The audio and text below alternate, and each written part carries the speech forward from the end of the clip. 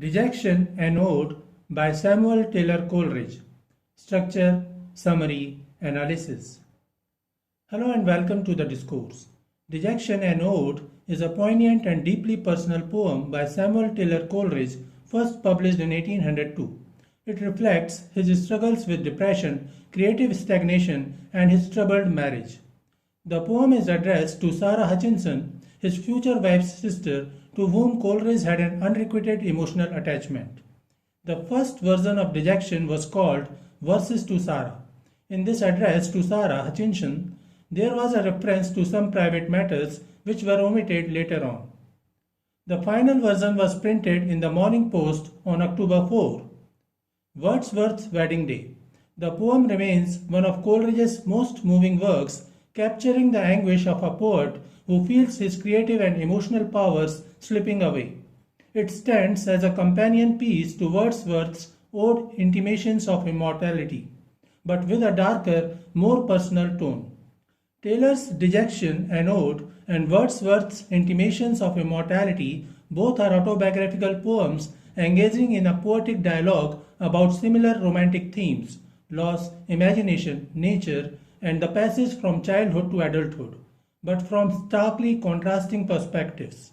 Both poems explore the loss of childhood joy and imaginative power, nature's role in emotional and creative life, and the struggle to reclaim lost inspiration. While Wordsworth's Intimations Ode ends in consolation, Coleridge's Dejection ends in irreparable sorrow. While Wordsworth argues that people lose their ability to perceive nature's inherent glory as they grow up, Coleridge counters that, in fact, nature's glory is in large part a creation of the human imagination and flows from the inside out, not the outside in. The opening quotation epigraph of the poem is from the ballad of Sir Patrick Spens, yet his poem is given the title of an ode, which offers a juxtaposition.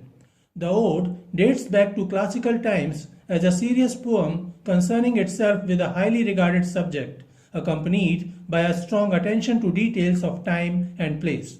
The English ballad tradition, on the other hand, was about intense action and emotion. Coleridge blends these two literary traditions into the triumph that is Dejection and Ode. Structure of Dejection and Ode. The poem follows a loosely structured Pindaric ode form, blending irregular stanzas with a meditative, lyrical flow. Unlike strict classical odes, it adapts the form to fit romantic emotional intensity. The poem has 139 lines divided into 8 irregular stanzas of varying length, from 4 to 28 lines per stanza, each exploring a new development in the speaker's thoughts. Like most odes, this one does not stick to a particular stanza form or length. It also does not use any predictable meter or rhyme scheme. Instead, it shapes itself to fit the speaker's thoughts. The poem is mostly iambic, that is, it uses iambs, metrical feet with a da-dum rhythm. Some lines use iambic pentameter, some use iambic trimeter, while some lines also are written in iambic hexameter. Though it is not specifically mentioned in the poem's speaker is almost certainly Samuel Taylor Coleridge himself, as it is an autobiographical poem. Coleridge has used apostrophe, imagery, metaphor and simile, personification, alliteration and assonance, paradox and oxymoron, enjambment and caesura, juxtaposition and symbolism in the poem. Summary of Dejection and Ode. Epigraph. Late, late, yestreen I saw the new moon, with the old moon in her arms, and I fear, my master dear, we shall have a deadly storm. Ballad of Sir Patrick Spens. Stanza 1, lines 1 to 8. Well, if the bard was weatherwise who made the grand old ballad of Sir Patrick Spens, this night so tranquil now will not go hence, unroused by winds that ply a brazier trade than those which mould yon cloud in lazy flakes, or the dull sobbing draught that moans and rakes upon the strings of this alien lute, which better far were mute. The speaker begins with an informal well, suggesting that the poem is an intimate address. He uses apostrophe to mention the bard, the speaker of the ballad of Sir Patrick Spens, while describing a tranquil night, an evening stirred with breezes that sculpture-like mold the clouds into lazy flakes. The speaker says that if the bard was weather-wise, then the current tranquil night is deceptive, much like the speaker's outward calm masking inner grief. He personifies the wind who plies a busier trade than gentle cloud molding. The wind moans and rakes like a grieving human. The speaker reflects on the coming storm, both literal and emotional. He references an old ballad, Sir Patrick Spens, that predicted storms, suggesting that the current calm night will soon be disrupted by violent winds. The winds are a force that play an alien lute, a stringed instrument played by the wind, whose mournful sounds would be better off silent. Coleridge blends natural imagery with emotional despair, using the storm as a metaphor for his inner suffering. The stanza introduces the poem's central conflict, the speaker's inability to find joy in nature due to his profound melancholy. The alien lute represents the poet's soul played upon by sorrowful forces. Alliteration in busier trade, dull sobbing draught, creates a musical, mournful effect. Lines 9 to 20. For lo, the new moon winter bright, and overspread with phantom light. With swimming phantom light overspread, but rimmed and circled by a silver thread.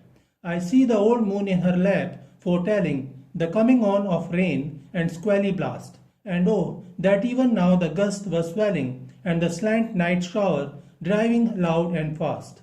Those sounds which oft have raised me whilst they ought, and sent my soul abroad, might now perhaps their wonted impulse give, might startle this dull pain, and make it move and live.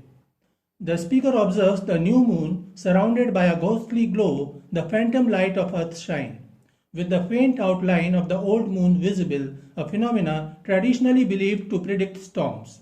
He wishes for a violent storm to match his inner turmoil, hoping that the wild sounds of nature might awaken his numb emotions and relieve his suffering. Coleridge contrasts nature's beauty with its destructive power, using it as a metaphor for the speaker's struggle between numbness and emotional awakening. The stanza reveals his desperate wish for nature to reignite his lost creativity and passion, setting up the poem's central theme of melancholy and artistic paralysis. The new moon winter bright, with a phantom light, creates an eerie, supernatural atmosphere, foreshadowing turbulence. The old moon in the new moon's arms, a weather omen, symbolizes the speaker's own unresolved grief lingering beneath a calm exterior. The speaker craves a storm, the gusts were swelling, because in the past nature's fury inspired and moved him, raised me whilst they awed. Earlier, storms elevated his soul, sent my soul abroad. Now he hopes the storm might startle his dull pain, shock him out of emotional numbness. He feels empty and paralyzed, needing nature's violence to reawaken feelings. The speaker personifies the moon, the old moon foretelling rain, as if it has prophetic power, while offering a paradox. The moon is both winter bright, cold, harsh, and phantom light, illusory, intangible, reflecting the speaker's conflicted state. The silver thread around the moon symbolizes fragile hope or the thin boundary between despair and inspiration. Stanza 2, lines 21 to 29.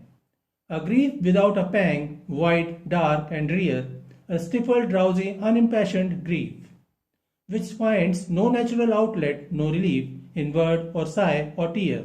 O lady, in this wan and heartless mood, to other thoughts by yonder throstle wooed, all this long eve, so balmy and serene, have I been gazing on the western sky and its peculiar tint of yellow-green.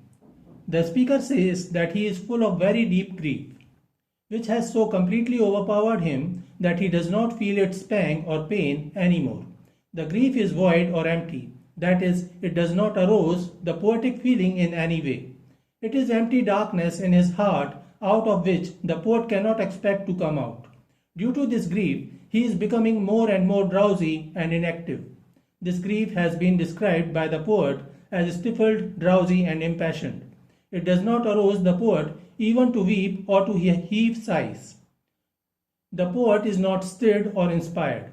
The speaker laments the loss of his creative joy, which once allowed him to see beauty and vitality in nature. Now, despite being surrounded by the same natural world, he feels numb and detached. The outward forms of nature no longer inspire him because his inner emotional state has dulled his perception. The speaker contrasts his past ability to perceive nature's beauty with his current emotional emptiness. He suggests that true appreciation of nature comes from within. Without inner joy, the external world seems lifeless. This reflects Coleridge's romantic belief that human emotion shapes perception. Lines 30 to 38. And still I gaze, and with how blank an eye, and those thin clouds above in flakes and bars, that give away their motion to the stars, those stars that glide behind them or between, now sparkling, now bedimmed, but always seen. You present moon as fixed as if it grew in its own cloudless, starless lake of blue. I see them all so excellently fair, I see not feel how beautiful they are. The speaker continues his lament, acknowledging that external nature alone cannot lift his spirits. Even if he were surrounded by the most beautiful sights and sounds, his inner sorrow would prevent him from experiencing joy. The speaker is very much aggrieved. He is not in a position to give vent to his grief. Having lost his sense of feeling, he is very much dejected. He looks at the beautiful external objects of nature. These had once inspired him, but they no longer do so now. He gazes at the floating flakes of clouds, but his eyes are blank because he does not feel their beauty anymore. The shining stars appear to be modest and grave. The crescent moon appears to be fixed in the sky. It is glowing majestically. The floating clouds appear like flakes and bars, hiding and revealing the shining stars. In this way, all the objects of nature are going on in their usual way. They are all very beautiful as the poet sees, but the poet does not feel their beauty or charm. His soul is not lit up with joy, his imagination does not get stirred or inspired. Stanza 3, lines 39 to 46. My genial spirits fail, and what can these avail? To lift the smoothing weight from my breast. It were a vain endeavour, though I should gaze forever. I may not hope from outward forms to win the passion and the life whose fountains are within. The speaker expresses a sense of emotional and spiritual exhaustion, feeling that even the beauty of nature, symbolized by the green light in the west, cannot alleviate his inner heaviness. He acknowledges that seeking solace in external things is futile because true passion and vitality come from within. This stanza reflects romantic themes of introspection and the limitations of external beauty in healing inner turmoil. The speaker recognizes that his despair cannot be eased by mere observation of nature, a common romantic motive, because the source of his suffering is internal. The green light may symbolize fleeting hope or inspiration, but the speaker admits that relying on external forms like nature or art is insufficient without inner renewal. The stanza captures a moment of melancholy realization, blending vivid imagery with philosophical resignation. The speaker's struggle between external inspiration and internal desolation is a key romantic concern. Stanza 4, lines 47 to 58. O lady, we receive but what we give, and in our life alone does nature live.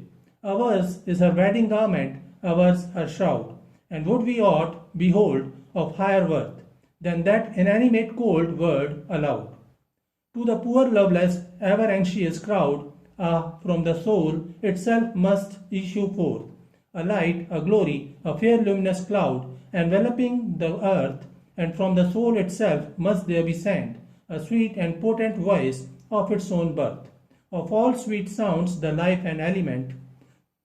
The speaker uses apostrophe, O lady, addressing an absent figure, heightening emotional urgency. The speaker addresses the lady, possibly Sara Hutchinson, Coleridge's unrequited love, asserting that human perception shapes reality. Nature only has life and meaning through the emotions we project onto it. He argues that nature is not inherently alive or beautiful. It only becomes so through human emotion and imagination. We receive what we give. This contrasts with Wordsworth's pantheistic view of nature as a divine teacher. Without inner joy, the world remains inanimate and cold. True beauty and vitality come from the soul, a light or glory that transforms external reality. The light and glory from the soul are metaphors for creative vitality.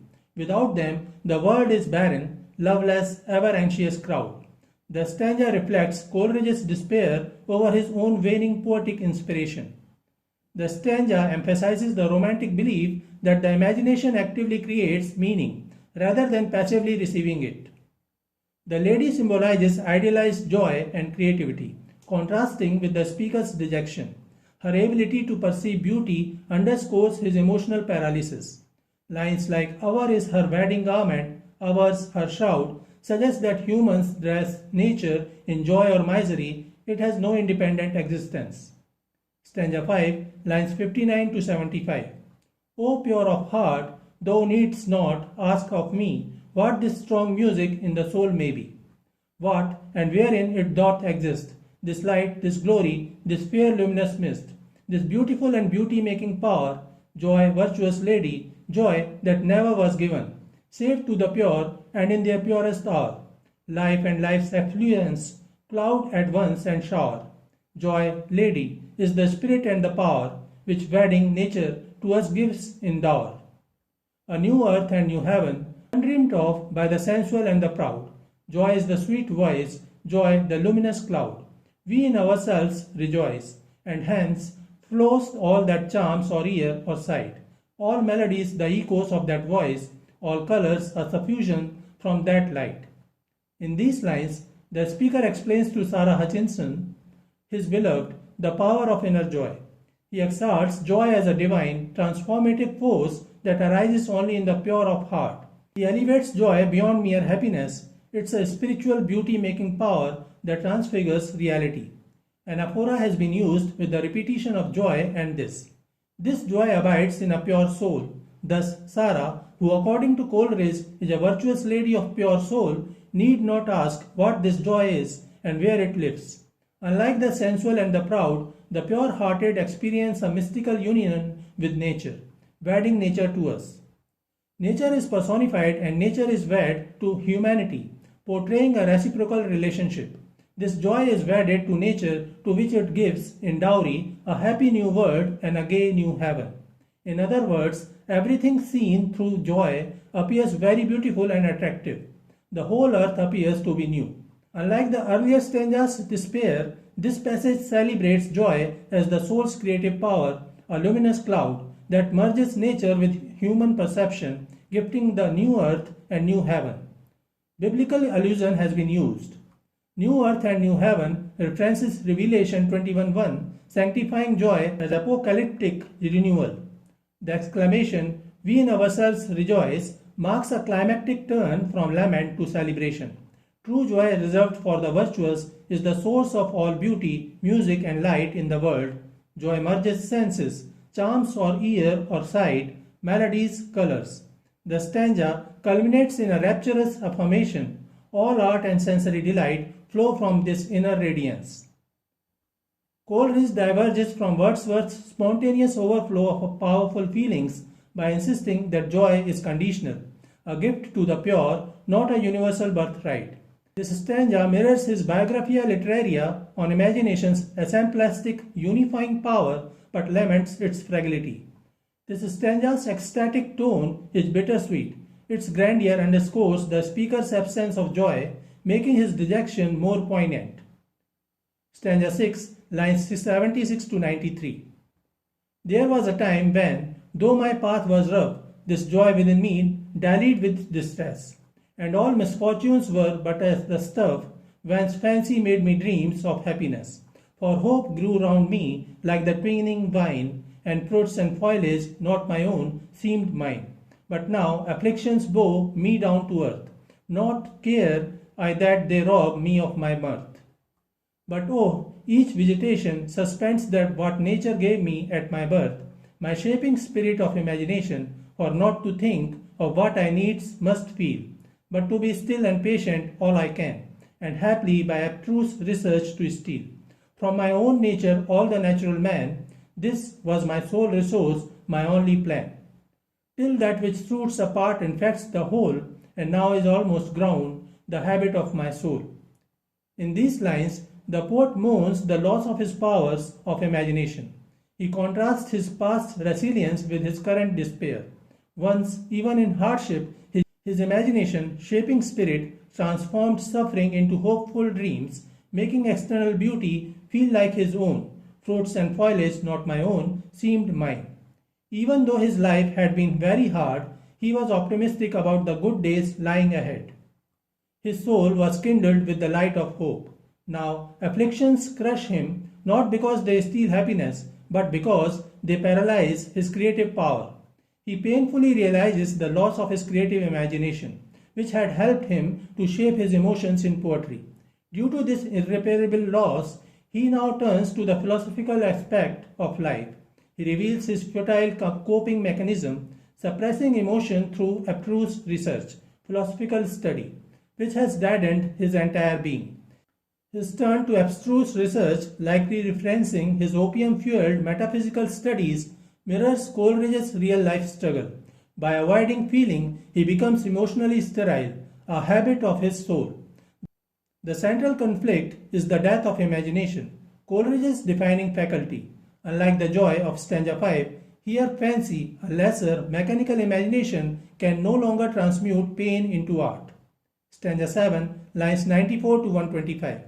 Hence, viper thoughts that coil around my mind, reality's dark dream, I turn from you and listen to the wind, which long has raved unnoticed. What a scream of agony by torture lengthened out, that lute sent forth, though wind that ravaged without.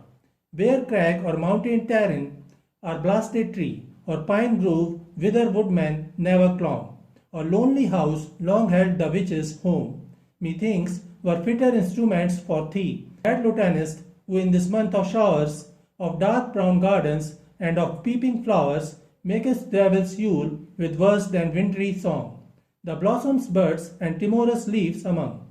Thou actor, perfect in all tragic sounds, though mighty poet, even to frenzy bold, what tell'st thus now about? 'Tis of rushing of an host in rout, with groans of trampled men with smarting wounds. At once they groan with pain and shudder with the cold. But hush, there is a pause of deepest silence, and all that noise as of rushing crowd. With groans and tremendous shudderings, all is over. It tells another tale, with sounds less deep and loud, a tale of less affright and tempered with delight, as Otway's self had framed the tender lay. 'Tis of a little child upon a lonesome wild, nor far from home, but she hath lost her way, and now moans low in bitter grief and fear, and now screams loud and hopes to make her mother hear. The speaker is full of sad thoughts over the loss of his inner joy. The poet within him is dead. His hopes for a bright poetic future are shattered. He is dejected and disappointed. To get some relief from this state of mind, he turns his attention to the tumultuous weather, the fierce storm raging outside. He was engrossed in his own distress. He had not noticed the storm raging outside, but now he turns his attention to that. He hears the music being made by the wind, but he only finds an acute agony in it. He, tormented by despair, viper thoughts, turns to the howling wind, interpreting its sound as a tragic symphony. Coleridge calls the wind a mad lutanist, producing violent, chaotic noise, evoking images of battle, agony, and devil's Yule. The wind has changed the month of rain, that is April, into the wintry days of Christmas. The speaker feels that the wind is tragic in all respects. He is surprised to hear the mad music of the wind. He asks the wind, what is it telling about? Was it telling about some mad rush of rioters and revolts and the groans of the wounded man in acute pain? But just then, the noise or tumult of the wind weakened greatly. The tempest shifts to a gentler tale, a lost child crying for her mother. This juxtaposition mirrors the speaker's inner turmoil, where anguish briefly gives way to vulnerable, childlike sorrow. The speaker alludes to the sad tale of Otway's orphan.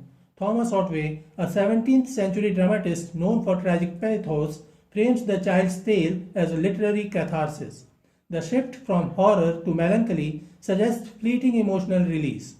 The speaker depicts a perfect pen picture of a little baby crying in the wilderness for its dear mother. Sometimes it screams and sometimes moans, trying to make itself heard by its mother. The wind's shifting sounds reflect the speaker's psyche. The scream of agony and host in rout suggest chaotic fury, symbolizing his despair. The lost child's cries depict tender grief, revealing the speaker's buried longing for comfort, linking to Coleridge's guilt over his own children, that is, his fractured family life. The wind becomes a mighty poet, crafting narratives more vividly than the speaker can. This underscores Coleridge's creative block, even nature outpaces his art. The stanza's structure moves from frenzy to fragility, mirroring the oscillation between intellectualized despair, viper thoughts, and raw, childlike need, little child. This stanza suggests autobiographical intent. Coleridge's opium addiction and marital strife left him feeling like a lost child, yearning for solace. Stanza 8, lines 126 to 139. "'Tis midnight, but small thoughts have I of sleep. Full seldom may my friend such vigils keep. Visit her, gentle sleep, with wings of healing. And may this storm be but a mountain birth. May all the stars hang bright above her dwelling. Silent as though they watched the sleeping earth, with light heart may she rise, gay fancy, cheerful eyes. Joy lift her spirit, joy attune her voice. To her may all things live from pole to pole, their life the adding of her living soul. O simple spirit guided from above, dear lady, friend, devotest of my choice, thus may thou evermore rejoice." The speaker, awake at midnight, shifts focus from his own despair to blessings for his absent friend, the lady, likely Sara Hutchinson. He invokes sleep to bring her peace, hoping the storm, both literal and metaphorical, passes gently. Gentle sleep and dear lady address absent forces, apostrophe, heightening longing. Despite his insomnia and torment, small thoughts have I of sleep, the speaker's concern is wholly for the lady. This reflects Coleridge's idealized love for Sara Hutchinson, a joy he admires but cannot share. Coleridge wrote this during marital strife and unrequited love for Sara Hutchinson. The stanza's tenderness contrasts with self-described indolence and opium addiction. Her joy is an unreachable ideal. The storm, a recurring motif, may symbolize his inner turmoil, but he hopes it's merely a mountain birth, brief and natural. The stars watching silent over her dwelling suggests a protective, almost divine order surrounding her, unlike his chaotic psyche. He envisioned her waking with joy, her vibrant spirit animating the world around her. The lady's joy is so potent that it gives life to the world. All things live, their life the adding of her living soul. This echoes stanza 5's idea that joy creates beauty, but here it's externalized in her, not in him. The stanza closes with a prayer-like wish for her perpetual happiness, contrasting starkly with his own dejected state. The imperative verbs visit her, may all the stars, thus mayest thou, mimic a benediction, elevating the lady to a near saintly figure. His love is devout but resigned. He asks nothing for himself. So this is it for today. We will continue to discuss the history of English literature. Please stay connected with the discourse. Thanks and regards.